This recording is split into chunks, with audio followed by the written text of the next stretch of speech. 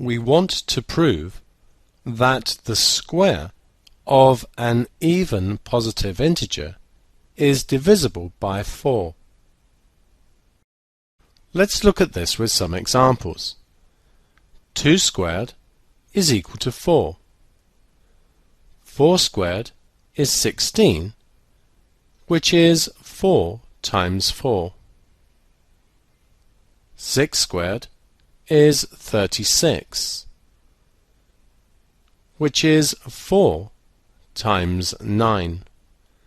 So it's true for the ones we've tried. However, we can't keep on forever trying 8 squared, 10 squared, 12 squared, and so on. In order to get to a proof, we need to show that it's true for every even positive integer, and that means that we need to use algebra. Let's consider that n is a positive integer. 2n would therefore be even. 2n is part of the 2 times table, and everything in the 2 times table is even. If we square this,